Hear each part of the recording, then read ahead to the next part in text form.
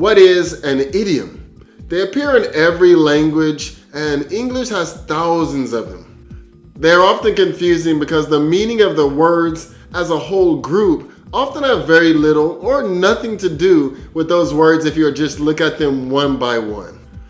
In order to understand the language, you first need to know what the idioms in that language mean. If you try to figure out the meaning of an idiom literally word for word, you're just going to end up confusing yourself. You really have to get down to what is the hidden meaning behind that phrase. In today's video, let's talk about 5 idioms that have to do with the face, their meaning, their origin, and an example of how you can use those phrases in a sentence. Are you guys ready to learn a little more about idioms? If so, then let's get into it.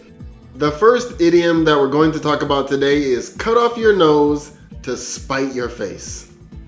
This means to make a situation worse for yourself when you're angry with someone. Some people were using this phrase in Latin as early as 1200.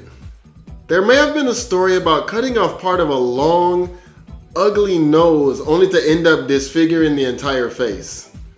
You can apply the same idea to any spiteful action that you may commit against another person that's done harm or that has angered you. An example of this would be you end up quitting a job that you love, not because you don't like the job, but because you're angry with someone that works at that job. Have you had a situation like this that ends up hurting you more than it hurts anyone else? If so, how about leave a comment down below? I'd really like to read about it. The second idiom that we're going to talk about today is egg on your face. This means to be very embarrassed or humiliated for something that you said or did. This saying is an American one that probably started around the 1950s. It could have come from the image of a sloppy eater that was humiliated because he has food like an egg on his or her face. Or it could come from the customs of throwing raw eggs at performers that you didn't like back in the old days.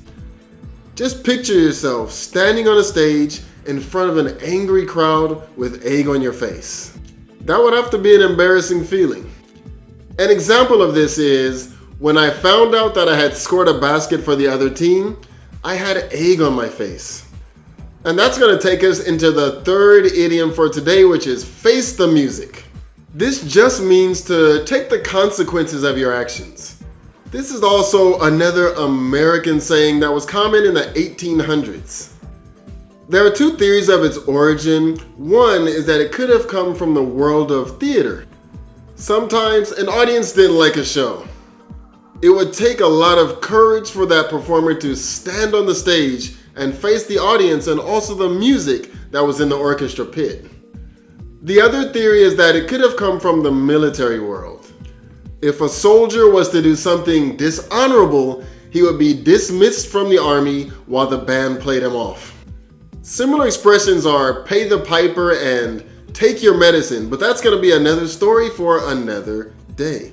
An example of this idiom is my son was caught playing with his smartphone during the middle of the tournament, and now he has to face the music. The fourth idiom that we're going to talk about today is get out of my face. This phrase means to stop standing in front of me in a provocative manner, arguing with me, or disapproving of my actions.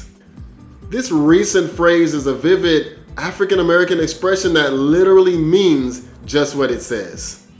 Stop facing me in a way that causes trouble between us, get away, or leave me alone.